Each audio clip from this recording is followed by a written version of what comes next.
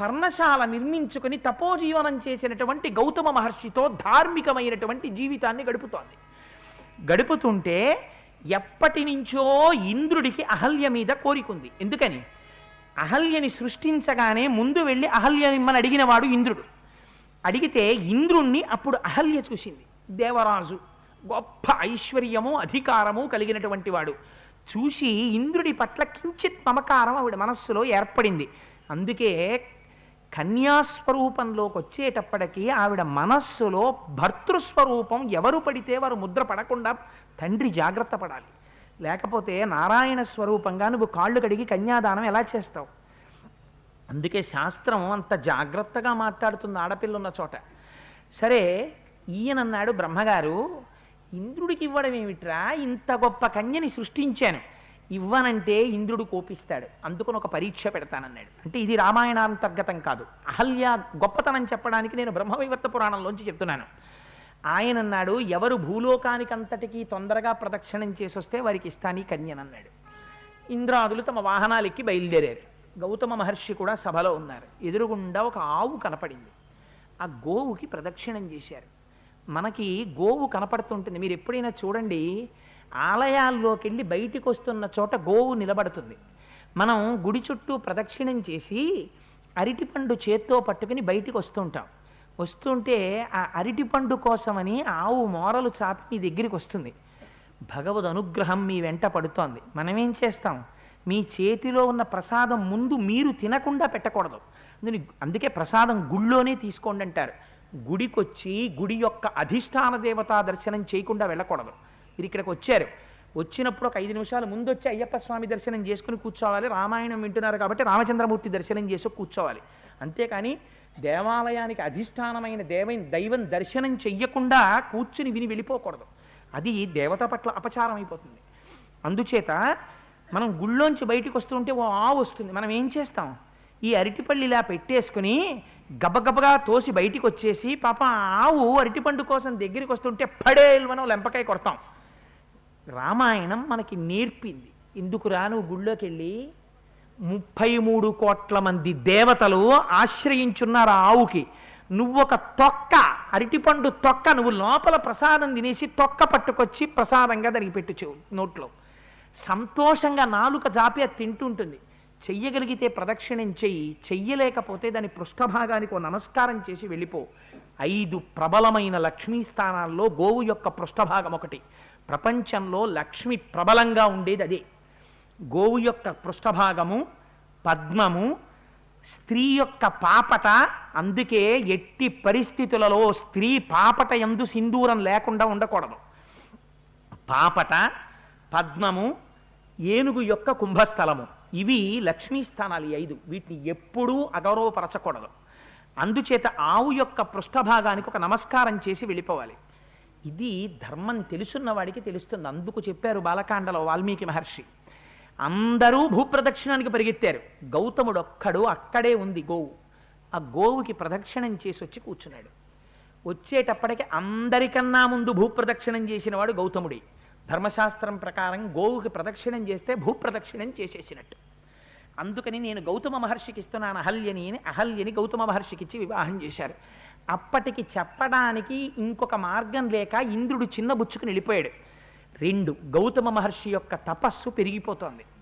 గౌతమ మహర్షిని తానేం చేయలేడు, ఎందుకని ఆయన పరమసాత్వికుడు. కానీ ఆయన తపస్సు భ్రష్టం అవ్వాలంటే ఆయనకి కోపం వచ్చి శాపం ఇవ్వాలి. అందుకని తాను గౌతమ మహర్షి జోలికి వెళ్ళలేడు. గౌతమ మహర్షి భార్య అయిన అహల్య జోలికి వెళ్ళాలి. 1 తన కోరిక తీరుతుంది, అహల్యను అనుభవించడం. 2 అహల్యను అనుభవించడం చేత గౌతముడి తపస్సు భ్రష్టం అవుతుంది. ఈ మాట కడుపులో పెట్టుకుని గౌతముడి ఆశ్రమానికి వెళ్ళాడు. మునివేష ధరో హల్యామిదం వచనమబ్రవీత్. గౌతమ మహర్షి యొక్క వేషాన్ని కట్టాడు. ఎప్పుడు వెళ్ళాడు? పైగా మీరు చాలా జాగ్రత్తగా ఆలోచించాలి. ఏం ఉట్టినే చెప్పరు మహర్షి, ఏది చెప్పినా తిన్నగా మాట్లాడరు. ఇలాంటి విషయాల్ని ఆలోచించవలసిన విషయాలు. తెల్లవారుజామున వెళ్ళాడు బ్రాహ్మీ సమయంలో. బ్రాహ్మీ ముహూర్తము కేవలము దేవతారాధనకు మాత్రమే. పూర్వ సంధ్యయందు కాని, ఉత్తర సంధ్యయందు కాని, మిట్ట మధ్యాహ్న సమయమునందు కానీ అసలు పగటిపూట నిషిద్ధం. నేను సభాముఖంగా చెప్పానని అనుకోకండి. పూర్వోత్తర సంధ్యల యందు భార్యాసంగమం చేత కుమారుడు కలిగితే వాడు లోకములను పీడించగలిగిన కొడుకు పుడతాడు. అంత శాడిస్టులు పుడతారు. తెల్లవారుజామున బ్రాహ్మీ ముహూర్తంలో గౌతమ మహర్షి వేషంలో ఆశ్రమంలోకి వెళ్ళాడు. వెళ్ళి నీ సంగమాన్ని అపేక్షిస్తున్నాను అహల్య అన్నాడు. అహల్య మహాపతివ్రత, కనిపెట్టగలదు. గౌతమ మహర్షి బ్రాహ్మీ ముహూర్తంలో ఈ మాట అడుగుతారా? సంధ్యావందనాది క్రతువులు చేసుకుని నదీ స్నానం చేసే మహర్షి బ్రాహ్మీ సమయంలో భార్యా సంగమం ఎందుకు అడుగుతారు? అడగరు. కానీ ఆవిడికి తెలుసు వచ్చినవాడు గౌతముడు కాడు, ఇంద్రుడే వచ్చాడని తెలుసు. కానీ మనస్సులో ఎప్పుడో ఒక కోరిక ఉండిపోయింది. ఎందుకు ఉండిపోయింది? కన్యాత్వంలో ఉండగా ఎవరి మీద పడితే వాళ్ళని నీ ఇంటికి వచ్చిన వాళ్ళందరినీ నువ్వు పిచ్చ పొగట్టలు తల్లిదండ్రులు మొదలు పెడితే నీ ఇంట్లో ఆడపిల్ల మనస్సు రేపొద్దున్న కన్యాదానం ఖచ్చితంగా జరుగుతుందన్న వాడి మీద తప్ప అన్యుల యందు కాని కుదురుకుని ఉండిపోతే తర్వాత వైవాహిక జీవితంలో ఎటువంటి ప్రమాదాలు వస్తాయో చూపిస్తున్నారు మహర్షి. ఆనాడు ఇంద్రుడి మీద మనస్సు ఉండిపోయింది. ఉండిపోయిన మనస్సు ఇప్పుడు వచ్చినవాడు గౌతముడు కాడు, ఇంద్రుడు వచ్చాడని అహల్యకి తెలుసు. తెలిసినా ఏం చేసింది? మునివేశం సహస్రాక్షం విజ్ఞాయ రఘునందన మతిం చకార దుర్మేధా దేవరాజ కుతూహలాం. ఆవిడ వచ్చినటువంటి వాడు గౌతముడు కాడని తెలిసి కూడా దుర్మేధయై ఇంద్రుడికి దేవరాజ్యాధిపతి అని, ఆయనకి కామధేనువు కల్పవృక్షం ఉన్నాయని, ఐశ్వర్యం ఉందని ఆయనతో సంగమాన్ని అంగీకరించింది. అంగీకరిస్తే ఆయన సంగమించాడు. సంగమించిన తరువాత ఒక మాట అంది అహల్య, కృతార్థోస్మి సురశ్రేష్ఠ గచ్చ శీఘ్రమిత ప్రభో ఆత్మానం మాం చ దేవేశ సర్వదా రక్షమానద. ఓ ఇంద్ర, కృతార్థోస్మి, నేను కృతార్థురాలనయ్యాను నీతో సంగమం చేత. నువ్వు తొందరగా ఇక్కడి నుంచి వెళ్ళిపోవు. మహర్షులు ఏది చెప్పినా మన సంప్రదాయంలో గొప్పతనం ఏమిటో తెలుసా అండి? దాచి మాట్లాడరు. కానీ ఇది వినేటప్పుడు మీరు తొందరపడి నిర్ణయాలకు వచ్చేసేయకండి. అందులో ఆంతరమైన విషయం చెప్తాను నేను తప్పకుండా. అందుకని కృతార్థోస్మి సురశ్రేష్ఠ గచ్చ శీఘ్రమిత ప్రభో, నువ్వు వెంటనే ఇక్కడి నుంచి వెళ్ళిపోవు. ఎందుకో తెలుసా? నేను కృతార్థురాలనయ్యాను నీతో సంగమం చేత. కానీ నిన్ను నువ్వు రక్షించుకో గౌతముడి నుంచి, నన్ను రక్షించండి. ఎందుకని? గౌతముడు ఇంటికి వచ్చాడా తన బండారం ఇంద్రుడి బండారం బయటపడిపోతుందండి. ఎంత అనరాని మాట! ఈ మాట అంది ఇంద్రుడు. అన్నాడు ఆయన వెళ్ళిపోతూ ఇంద్రస్తు ప్రహసన్ వాక్యమహల్యామిదమబ్రవీత్ శుశ్రోణి పరితుష్టోస్మి గమిష్యామి యథాగతం. ఆయన అన్నాడు, దొంగ నవ్వోటి నవ్వి ఇంద్రుడు, నేను చాలా సంతోషించాను అహల్య, నేను బయలుదేరిపోతున్నాను.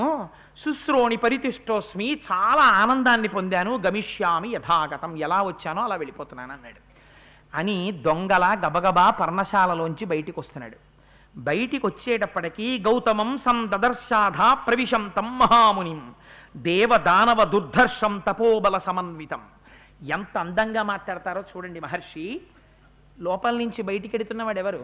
దేవేంద్రుడు. బయట నుంచి లోపలికి వస్తున్నవాడెవరు? గౌతముడు. విశేషణం ఎవరికేశారు? దేవతలని దానవులని కూడా తన తపశ్శక్తి చేత నిగ్రహించగలిగినటువంటి తపోధనుడైనటువంటి గౌతముడు లోపలికి వస్తున్నాడు. ఎక్కడ తప్పుందో అక్కడ ఎంత ఐశ్వర్యం ఉన్నా ముఖం మారిపోతుంది.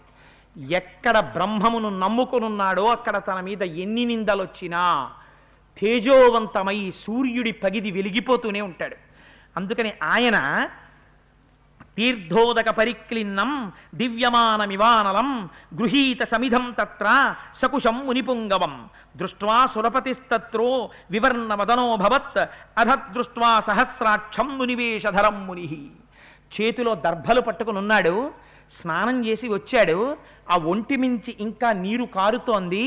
దేవతలను దానవులను కూడా శాసించగలిగినటువంటి అపారమైన తపశ్శక్తితో దుర్నిరీక్షుడై ఉన్నాడు మహానుభావుడు. ఇంద్రుడు బయటికి వెళ్ళి ఆయన వంక చూశాడు. ఆయన కట్టుకున్నదేమిటి? ఒక నారచీర కట్టుకుని ఉన్నాడు. ఒళ్ళు తడిసి ఉంది.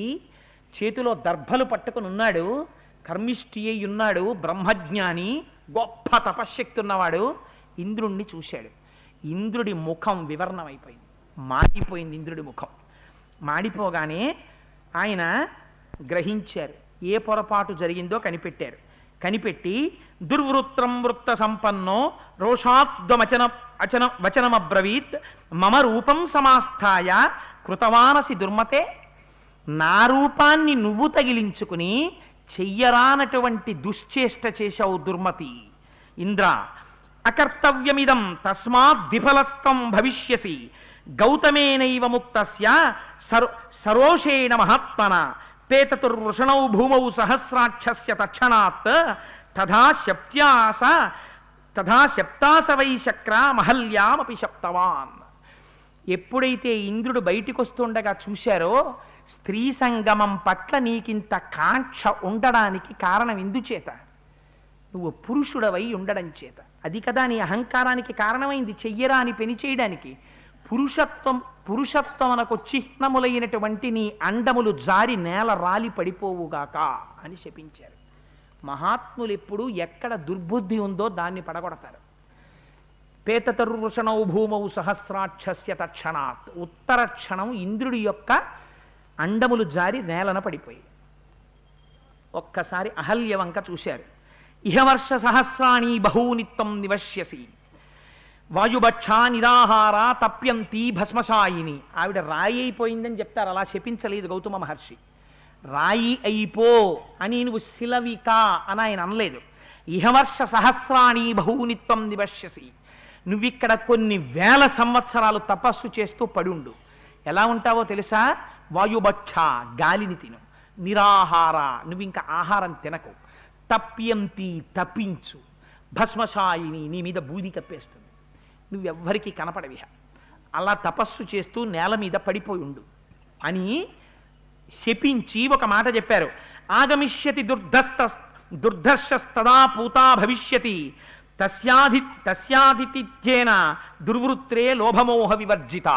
కొంతకాలానికి దుర్ధర్షుడైనటువంటి రామచంద్రమూర్తి ఈ అరణ్యంలోకి ప్రవేశిస్తారు. ప్రవేశించి పర్ణశాలలోకి వస్తారు. వచ్చినప్పుడు ఆయన చేత ఆయన పర్ణశాల ప్రవేశించినప్పుడు ఆయన కాల్తో తంతాడనో, తన్నినప్పుడు పాదపరాగం నీ మీద పడుతుందనో అలాంటి మాటలు ఏవీ చెప్పలేదు గౌతముడు. పర్ణశాలలోకి రామచంద్రమూర్తి ప్రవేశించినప్పుడు నీ శాపమునకు విమోచనం కలుగుతుంది. కలిగితే నువ్వేమవుతావో తెలుసా? మళ్ళీ నువ్వు నా భార్య అవుతావు, పత్నివవుతావు. పత్నివై నాతో కలిసి యజ్ఞయాగాది క్రతువులు చెయ్యడానికి సమానమైనటువంటి స్థాయిని పొంది మళ్ళీ నా పక్కనొచ్చి నా పత్ని స్థానాన్ని పొందుతావు. అప్పటి వరకు నేను కూడా ఈ పర్ణశాల విడిచిపెట్టి హిమవత్ పర్వత ప్రాంతానికి వెళ్ళిపోతున్నానని చెప్పారు. చెప్పి వెళ్ళిపోయారు. నాయనా రామ, ఇదయ్యా అహల్య కథ, రా లోపలికి అని పర్ణశాలలోకి తీసుకెళ్ళారు. ఇంద్రుడేం చేశాడు? అండములు పడిపోతే దేవతల దగ్గరికి వెళ్ళాడు. అందరినీ పిలిచాడు. నేను ఈ పని ఎందుకు చేశానో తెలుసా? నా ఒళ్ళు కొవ్వి కాదు, గౌతముడికి తపశ్శక్తి పెరిగిపోతోంది. గౌతముడిని నేనేం చేయలేను, అపచారం అహల్య పట్ల చేశాను. ఇప్పుడు ఏమైంది? గౌతముడికి కోపం వచ్చి నన్ను శపించాడు, అహల్యని శపించాడు. శపిస్తే ఏమవుతుంది? అది సత్యవాక్యం అవ్వాలి. అందుకని ఆయన తపశ్శక్తి కొంత పోయింది. గౌతముడి తపశ్శక్తి పోగొట్టడానికి నేను వెళ్ళాను. విడితే మిమ్మల్ని అందరినీ రక్షించడానికి నేనిడితే నా అండములు పోయాయి. అందుకని నాకు ఇప్పుడు మళ్ళీ అండాల్ని తీసుకొచ్చి పెట్టవలసిన బాధ్యత మీది. ఎందుకని నా పని వల్ల మీరు రక్షింపబడ్డారు కాబట్టి మీరేం చేస్తారో మీ ఇష్టం అన్నాడు. పాపం అగ్నిదేవుడు ఇది విన్నాడు. అగ్నేస్తు వచనం స్పృష్ట్వా పితృదేవా సమాగతా ఉత్పాట్యమేషవృషణౌ సహస్రాక్షేన్యవేశయన్. మనకి పితృదేవతారాధన చేసేటప్పుడు అప్పుడు ఆచారం ఏమిటంటే, పితృదేవతలకి ఆరాధన చేసేటప్పుడు మేషములకు అంటే గొర్రెకి అండములతో కూడినటువంటి గొర్రెని సమర్పిస్తారు. అందులో ఆ శరీరంలో అండములు పితృదేవతలు తీసుకుంటారు. అందుకని అండములు లేనటువంటి గొర్రెని పితృదేవతలకు ఇస్తే పితృదేవతల యొక్క ఆగ్రహానికి గురవుతాం. అండములతో కూడిన గొర్రెనే పితృదేవతలకు ఇవ్వాలి. అప్పుడు ఈయన వెళ్ళి పితృదేవతలను అడిగాడు. మేషం అంటే గొర్రె యొక్క అండములను తీసి మేము ఇంద్రుడికి అతికిస్తాం. అందుకని ఇక నుంచి అండములు లేని గొర్రెని నీకిస్తే పితృదేవతలందరూ సంతోషించాలి, ఇది దేవకార్యం కాబట్టి అంటే ఒప్పుకున్నారు వాళ్ళు. ఒప్పుకుంటే గొర్రె యొక్క వృషణములను తీసి ఇంద్రుడికి అతికించారు. అతికిస్తే ఆయన మళ్ళీ పురుషుడయ్యాడు. లేకపోతే ఎంత ఇంద్రుడైతే ఏమిటి, పుంసత్వం పోయిన తరువాత అందరి చేత అసహ్యింపబడతాడు. అందుచేత మళ్ళీ గొర్రె యొక్క వృషణములను తీసి ఇంద్రుడికి పెట్టారు. అందుకని ఆయన ఏమని పిలుస్తారు? మేషవృషణుడు మేషవృషణుడు అని పిలుస్తారు. గొర్రె వృషణములు కలవాడు. అలా అన్నప్పుడల్లా ఏమవుతుంది? తాను తప్పు నడక నడిచినటువంటిది జ్ఞాపకానికి వస్తూ ఉంటుంది. ఎంత ఇంద్రుడైనా మహర్షులేం ఉపేక్షించరు. తప్పే. కానీ అహల్యేమైంది? అప్పటి నుంచి కొన్ని వేల సంవత్సరాల నుంచి ఆవిడ తపిస్తూనే ఉంది అక్కడలాగా. వాయుభక్షా నిరాహార తప్యంతి భస్వసాయిని. గాలి తింటూ ఆహారం లేకుండా ధూళి మీద పడి అక్కడ పడి తపస్సులో ఉంది. రామచంద్రమూర్తి లోపలికెళ్ళారు. వెళ్ళగానే ఇప్పుడు ఆవిడ పరిస్థితి ఏమిటిట? 33 కోట్ల మంది దేవతలు కూడా కన్ను విప్పి ఆవిడ వంక చూడలేరట. అంత దుర్నిరీక్షమైనటువంటి తేజోమూర్తి అయి ప్రకాశిస్తోంది. రామచంద్రమూర్తి యొక్క దృష్టి పడగానే ఆవిడ బాహ్య స్థితిని పొంది పైకి లేచి రామచంద్రమూర్తి ఆ తల్లిని చూడగానే విచిత్రం ఏమిటో తెలుసా అండి? ఆ శాపం నుంచి విముక్తురాలైనటువంటి అహల్య రాముడి పాదముల మీద పడాలా, లేకపోతే రాముడు అహల్య మీద పాదాల మీద పడాలా? అంటే అహల్యని చూడగానే రాఘవౌతు తతస్తస్య, రాఘవుడే ముందు వెళ్ళి అహల్య యొక్క పాదముల మీద పడి ఆవిడ పాదములకు నమస్కారం చేశాడు. చేసిన తరువాత అప్పుడు ఆవిడేం చేసింది? స్మరంతి గౌతమవచ ప్రతిజగ్రాహ సాచతం. గౌతముడు చెప్పినటువంటి మాట జ్ఞాపకానికి వచ్చింది. అప్పుడు ఆవిడ రాముడికి నమస్కారం చేసి రాముణ్ణి కూర్చోపెట్టి షడ్రసోపేతమైనటువంటి విందు ఆరగింపచేసింది. అర్ఘ్యపాద్యాదులు ఇచ్చింది. గౌతమ మహర్షి కూడా వచ్చారు. అమ్మా, నీ శాపం నుంచి నువ్వు విముక్తురాలవయ్యావమ్మా అని విశ్వామిత్ర మహర్షి సంతోషించారు. తన పత్నిని తీసుకుని గౌతముడు మళ్ళీ తపస్సు చేసుకోవడానికి వెళ్ళిపోయాడు.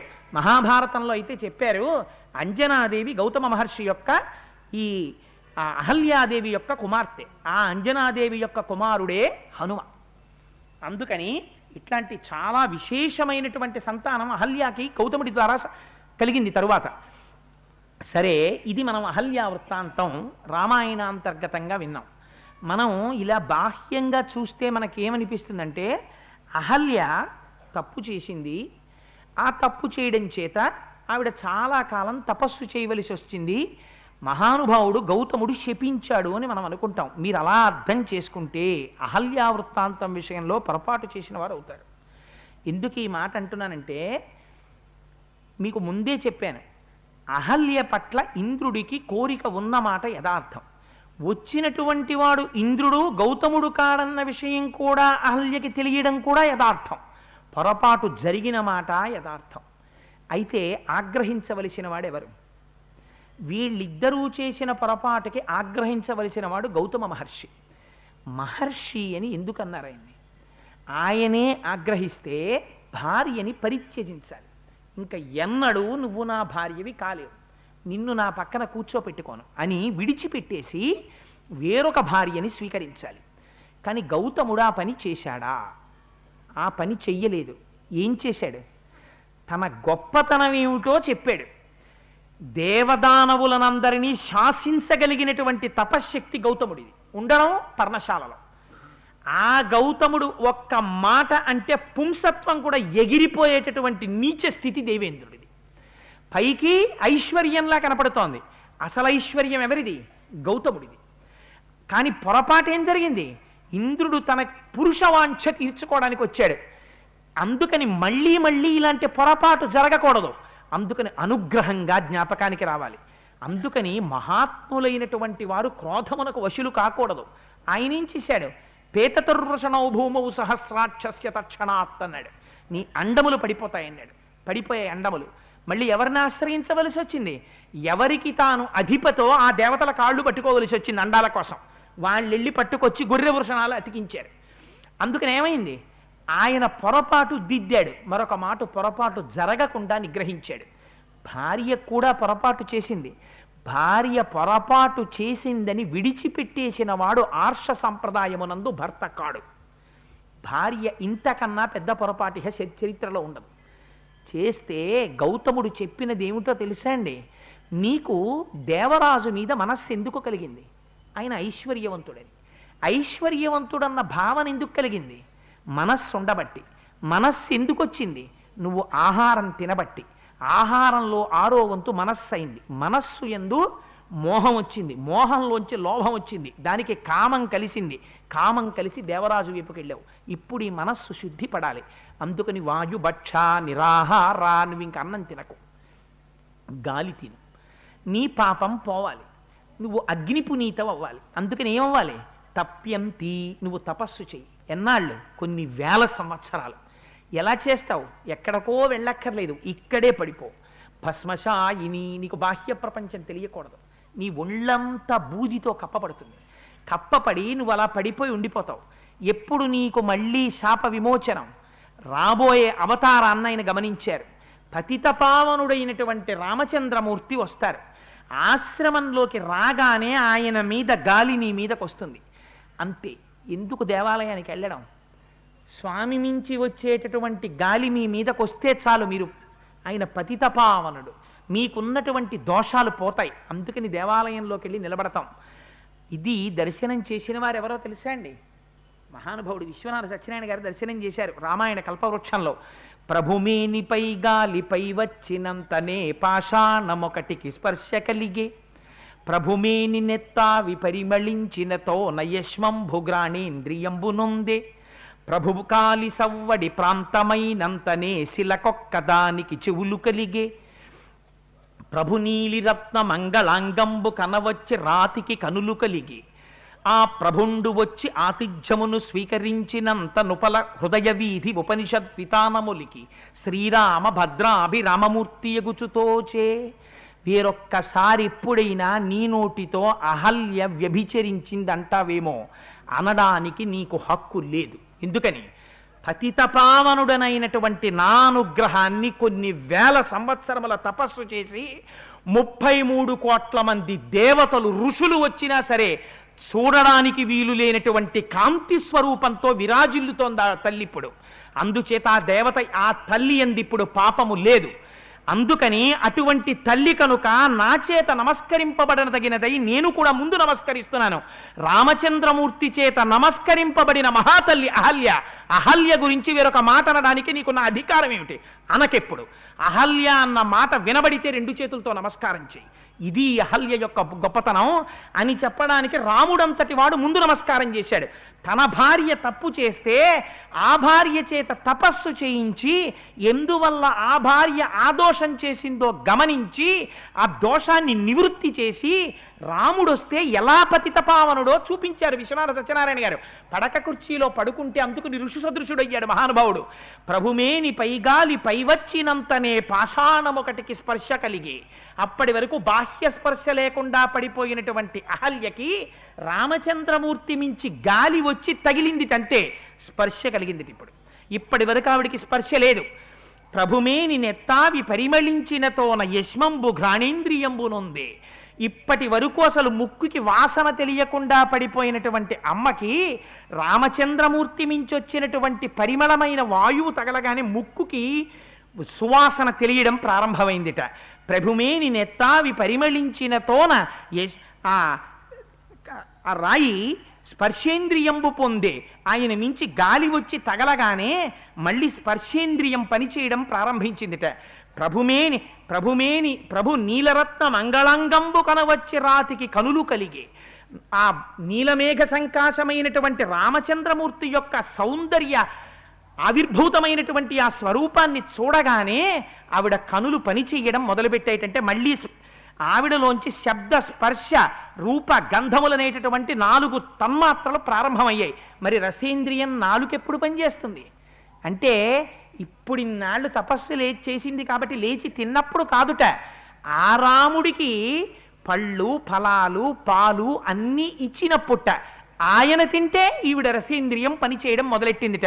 ఇప్పుడు ఏమైంది?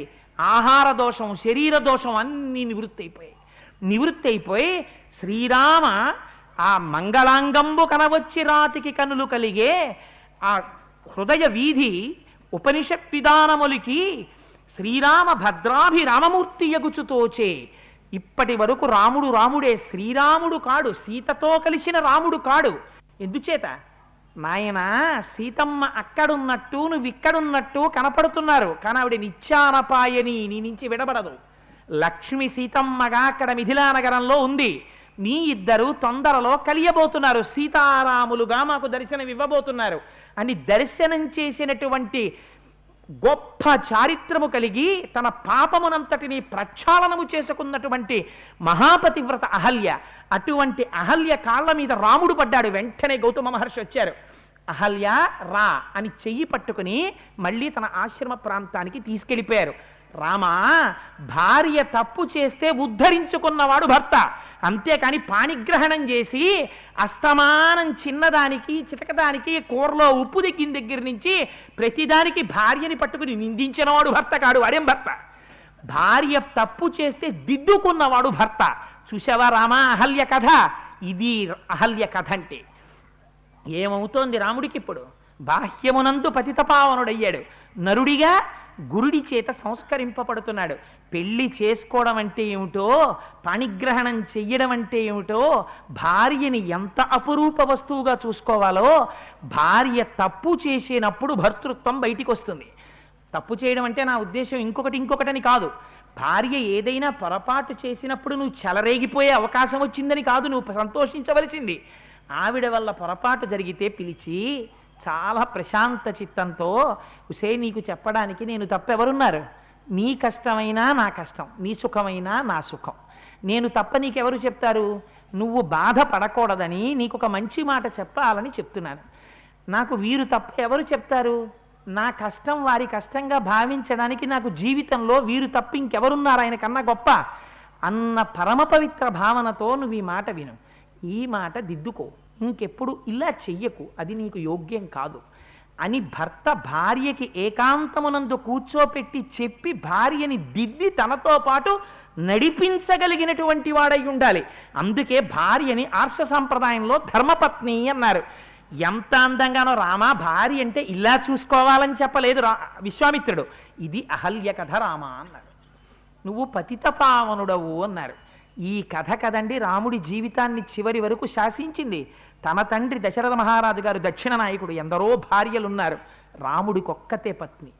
మనస వాచ కర్మణ ఇహ భార్యని దాటలా. కారణమేమిటి? ఎటువంటి గురువుల చేత సంస్కరింపబడ్డాడు. ఇప్పుడు చెప్పండి, రామాయణం బాలకాండ రిటైర్ అయిపోయిన వాళ్ళు వినడం మంచిది. రామాయణం బాలకాండ వినవలసిన వాళ్ళు యుక్త వయస్సులో ఉన్నవాళ్ళు వినాలా? పెళ్ళయి ఇప్పుడు మంచి ఉత్సాహంతో జీవితాన్ని చక్కదిద్దుకుంటున్న వాళ్ళు వినాలా?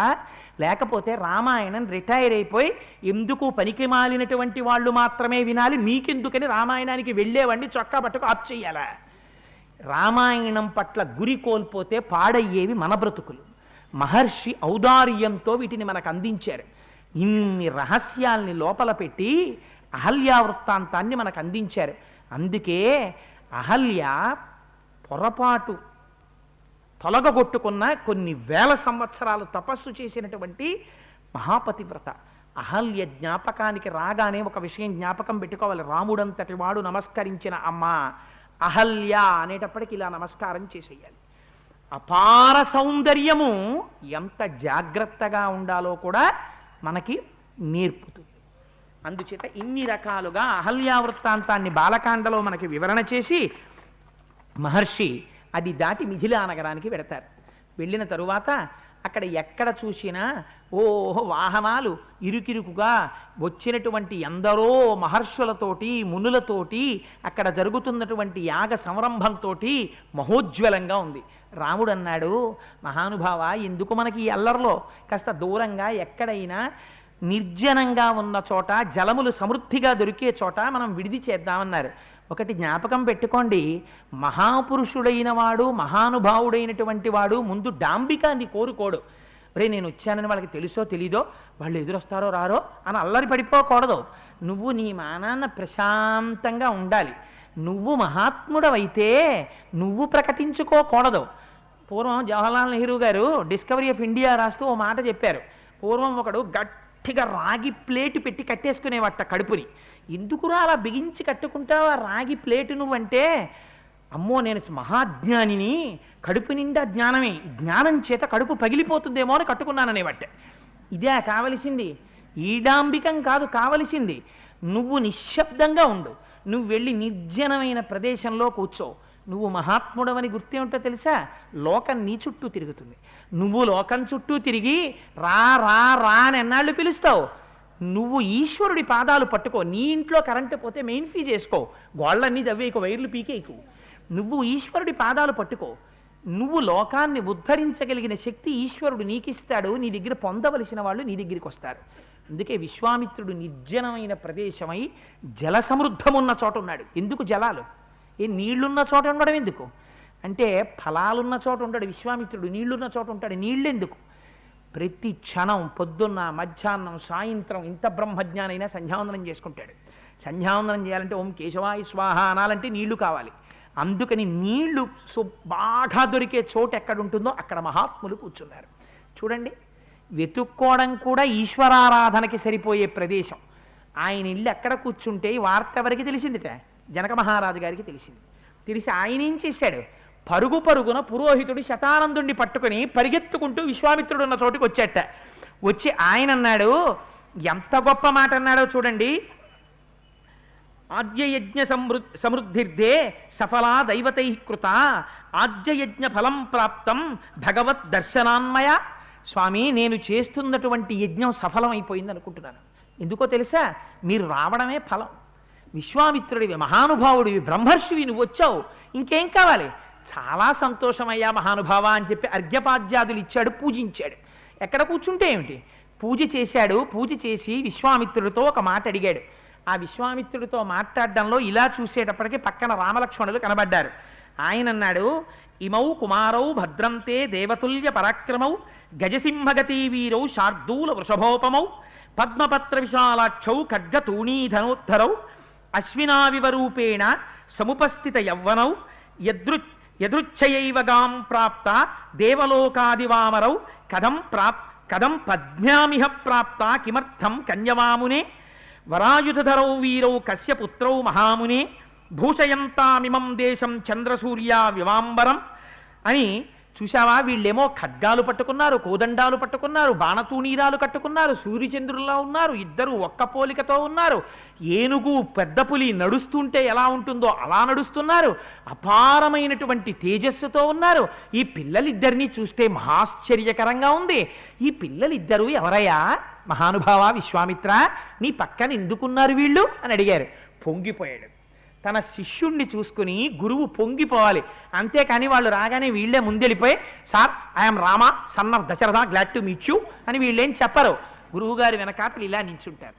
నించుంటే గురువుగారిని చూసిన తర్వాత శిష్యుల వంక చూసి, ఏమి పరాక్రమం, ఏమి అద్భుతం, ఏమి స్వరూపం, సూర్యచంద్రుడు ఆకాశంలో ఉన్నట్టున్నారయ్యా, ఎవరయ్యా వీళ్ళు అని అడిగారు. అడిగితే గురువు, వాళ్ళిద్దరా? బాబాయ్ చాలా గొప్పవాళ్ళండి, దశరథుడి కొడుకులు, 60,000 సంవత్సరాల తర్వాత పుత్రకామేష్టి చేస్తే పుట్టారు, ఏమనుకుంటున్నారో? ఇలా పిచ్చ పిచ్చ పొగడ్తలు గురువులు పొగడరు. గురువులు పొగిడితే శిష్యుడు పాడైపోతారు. నేను గురువు ఎంతవరకు మాట్లాడాలో అంతవరకు మాట్లాడతారు. గురువు అన్నారు, విశ్వామిత్రుడు వాళ్ళ దశరథ మహారాజు గారి కుమారుడు రామలక్ష్మణుడు. సిద్ధాశ్రమంలో నేను యాగం చేశాను, దాన్ని రక్షించడం కోసమని రామలక్ష్మణుల్ని తీసుకొచ్చాను. వాళ్ళ రక్షణలో నా యాగం పూర్తయింది. దశరథ కుమారులు వారు నాతో వచ్చారు అన్నారు. అన్న తర్వాత శతానందుడు పరిగెత్తుకొచ్చాడు. ఎవరు? గౌతమ మహర్షి కుమారుడు. పరిగెత్తుకొచ్చి, ఆహా మీరు ఇలా వస్తున్నప్పుడు మా అమ్మ కనపడిందా, ఆశ్రమంలోకి వెళ్ళారా అన్నాడు. అంటే రాముడు వచ్చాడయ్యా, పతితపావనుడు కదా, మీ అమ్మ శాప విమోచనమైంది, సంతోషంగా గౌతమ మహర్షితో కలిసి వెళ్ళిపోయింది అన్నాడు. అనగానే ఇప్పుడు శతానందుడికి సంతోషం ఎవరి వైపుకి ఎడుతుంది? రాముడి వైపుకి తిరిగాడు. రామ, మా అదృష్టమయ్యా నీ దర్శనం. మా అమ్మ ఎంత కష్టపడిందో నీకు తెలుసా రామ? జీవితంలో ఒక్కసారి కామమునకు వశురాలయ్యింది. అయినందుకు ఎన్ని వేల సంవత్సరములు తపస్సు చేసిందో తెలుసా? అమ్మ గురించి కొడుకు మాట్లాడినా, భార్య గురించి భర్త మాట్లాడినా మన సమాజం ఎలా మాట్లాడేదో చూడండి. ఇంత పొరపాటు కనపడితే చెట్టీలు పట్టుకుని, చొక్కాలు పట్టుకుని, కొట్టుకుని, వాడి మొహం నేను చూడనని, నా మొహం వాడు చూడనని విడిపోయేటటువంటి దౌర్భాగ్య స్థితికి ఇవాళ సమాజం జారిపోయింది. కానీ అంతంత పొరపాట్లు కూడా సరిదిద్దుకున్నటువంటి కుటుంబాధిపతులు ఉండేవారు, ప్రేమించగలిగినటువంటి కుటుంబ సభ్యులు ఉండేవారు. అంత తపస్సు చేసిందయ్యా మా అమ్మ. మా అమ్మ నీకు ఆరాధన చేసిందా? నువ్వు మా అమ్మ దగ్గర అర్ఘ్యపాద్యాదులు పుచ్చుకున్నావా? మా అమ్మ ఇచ్చినటువంటి విందు స్వీకరించావా? నాయన ఆ భక్ష్యాల్ని భోజ్యాల్ని స్వీకరించావా? మా అమ్మ సంతోషంగా ఉందా అని అడిగాడు. అడిగితే, మహానుభావ, మీ అమ్మగారు పరమ సంతోషంగా ఉన్నారు, దీదీప్యమానంగా ఉందా తల్లి? మాతృస్వరూప అయిన అహల్యకి నమస్కరించాను, ఆవిడ మీ తండ్రి అయిన గౌతమ మహర్షితో కలిసి తపస్సు చేసుకోవడానికి బయలుదేరిపోయిందయా అని చెప్పారు. చెప్తే ఎవరి గురించి మాట్లాడాడో తెలుసా అండి శతానందుడు? ఆశ్చర్యకరమైన విషయం ఏమిటంటే ఆయన అన్నాడు, రామా నువ్వు ధన్యుడవు. ఎందుకు ధన్యుడవో తెలుసా? నాస్తి ధన్యతరో రామ తత్వోన్యో భువి కశ్చన గోప్తా కుశికపుత్రస్తే ఏన తప్తం మహాత్తప. విశ్వామిత్రుడు బ్రహ్మర్షి ఎంత తపస్సు చేశాడో తెలుసా రామ? తపస్సు అంటే ఇలా కూర్చుని బ్రహ్మర్షి అయిపోయాడు అనుకుంటున్నావేమో. బ్రహ్మర్షి అవ్వడానికి ఎన్ని కష్టాలు పడ్డాడో, ఎన్ని ప్రతిబంధకాల్ని అధిగమించాడో, ఎటువంటి స్థితిని పొందాడో, ఇటువంటి బ్రహ్మర్షి అయినటువంటి విశ్వామిత్రుడి చేత రక్షింపబడడం అందే అది నీకు ధన్యత రామా, అందుచేత నువ్వు గొప్పవాడివయ్యా అన్నాడు. అంతేకాని గురువుగారు అక్కడ ఉండగా శిష్యుణ్ణి పట్టుకుని, మీ వల్ల మా అమ్మగారు పాపం ఇదేంటి తప్యంతి భస్మసాయిని బూదిలో ఉన్నటువంటిది మా అమ్మ మళ్ళీ మా స్వరూపాన్ని పొందింది, అందుకని మా ఇంటికి రండి మనం మాట్లాడుకుందాం, విశ్వామిత్రుడు జనక మహారాజు గారి ఇంటికి వెళ్తారులేండి అనకూడదు. మాట్లాడడం అంటే ఎలా ఉంటుందో చూపించారు. అడిగాడు, విశ్వామిత్ర మహానుభావ చెప్పావా మా అమ్మ కథంతా అని అడిగారు. చెప్పానయ్యా, మీ అమ్మ కథంతా చెప్పానన్నారు. పొంగిపోయాడు శతానందుడు. పొంగిపోయి, ఇప్పుడు నేను ప్రత్యుపకారం ఏం చెయ్యగలను? ఈ విశ్వామిత్రుడు కదా నిన్ను తీసుకెళ్ళాడు ఆశ్రమంలోకి, మా అమ్మ కథంతా చెప్పాడు కదా, ఎంత జాగ్రత్తగా చెప్పకపోతే మా అమ్మ పట్ల నీకు ఔదార్యం ఏర్పడింది, లేకపోతే చెయ్యి నేను రానా ఆశ్రమంలోకి అని నువ్వు అనొచ్చు కదా. ఆవిడ ఎంత గొప్పదో, ఎంత చిన్న పొరపాటు వల్ల అలా జరిగిందో, ఎంత తపస్సు చేస్తోందో విశ్వామిత్రుడు చెప్పుంటాడు. కానీ తనకి తానుగా విశ్వామిత్రుడు తన గొప్ప చెప్పుకోడు. తను ఎంత కష్టపడితే బ్రహ్మర్షి అయ్యాడో చెప్పడు. ఇది నా అదృష్టం రామ, నేను చెప్తాను నీ గురువు యొక్క వైభవం ఏమిటో, విశ్వామిత్రుడి కథ ఏమిటో చెప్తాను విందువుగాని అన్నారు. మహానుభావుడైనటువంటి విశ్వామిత్రుడి జీవితం వినడం కోటి గంగా స్నానాలు చేయడంతో సమానం. రామచంద్రమూర్తి పరవశించిపోతాడు, ఎందుకంటే తన గురువు విశ్వామిత్రుడు కనుక. రేపటి రోజున అందున విశేషించి మంగళవారం గనక, రామాయణంలో హనుమకి ప్రీతిపాత్రమైన రోజు కనుక అసుర సంధ్య వేళలో అందున రేపు పౌర్ణమి ఉంటుంది. పౌర్ణమి చంద్రుడు రామచంద్రమూర్తి, అమ్మ 16 కళలతో ఉంటుంది. పరమపావనమైన రోజు కనుక రేపు సాయంకాలం విశ్వామిత్ర కథ చెప్పుకుందాం. వీలైతే రాముడు ధనుర్భంగం చేయడం వరకు వెడదాం. ఎల్లుండి పరమోత్సాహంగా సీతారామ కళ్యాణం చెప్పుకుందాం. అందుకని ఇవాళ రోజున ఇక్కడతో పూర్తి చేసి విశ్వామిత్రుడిని స్తోత్రం చేసిన ఘట్టాన్ని పూర్తి చేస్తూ మనం